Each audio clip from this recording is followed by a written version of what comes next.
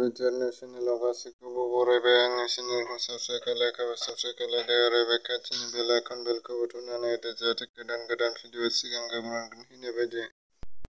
मिरु एबसुनि आफादगिरि दिपेन बर'आ बुंदों दि खासि-बिसि जिउ फोजोबग्रा दायनिगिरिफोरखौ हमनानै साजा होनो थाखाय खावलायदों। बिथाङा बाक्सा जिल्ला बेंगिरि। बिथाङा बाक्सा जिल्लानि सोरखारि आरो सोरखार नङि फरायसालिखौ थाखो 1 निफ्राय थाखो 8 सिम फरायसालिखौ बन्द होननानै फोसावथ'नाय जाबाय। कर'नानि थाखाय बे फरायसालि माखासेखौ बन्द होनाय जाहैबाय। कर'ना भाइरास साग्लोबनायखौ नोजोर बोनानै आसाम सरकारा हरनि 8 रिंगानिफ्राय फुंनि 5 रिंगासिम नाइट काफिउ 1 मेसिम होनाय जाबाय। धेमाजि जिल्लानि सानजारि नोगोरनि सिङाव थानाय 1 नं.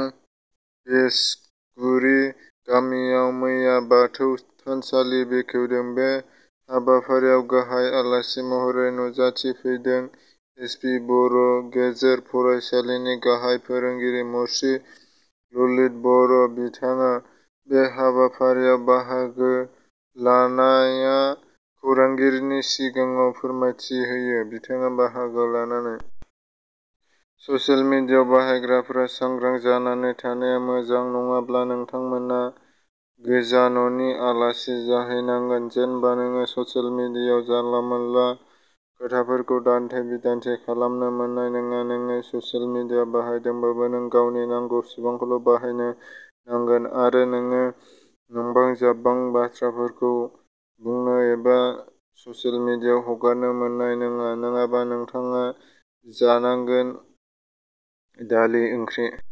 फ्रान्स हादोरआ भारत हादरनो गं 8 गोबां अक्सिजेन लानो हानाय जेनेरेटर, गं 5 अक्सिजेन दोननो हानाय कारेन्ट, जाय सानसेयाव 10,000 सो बेरामिफोरनो सानसेयावनो अक्सिजेन राननो हायो आरो 28 बार हाबनो आरो ओंखारनो हाग्रा आइजें हरगोन होनना रादाय होयो।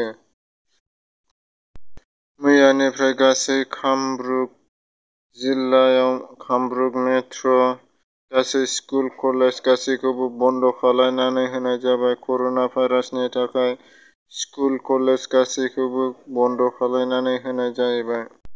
गुवाहाटी मुलुगसोलोंसालिमा मोनथिहोनाय बायदिब्ला गुवाहाटी मुलुगसोलोंसालिमा सिङाव थानाय गासैबो कलेज आरो इनस्टिट्युटफोरखौ खुंफुंनो गोनां गासै आनजादफोरखौ 7 एप्रिल अदेबानि मैयानिफ्राय फैगौ मे दाननि 11 खालारसिम बन्द खालामबाय।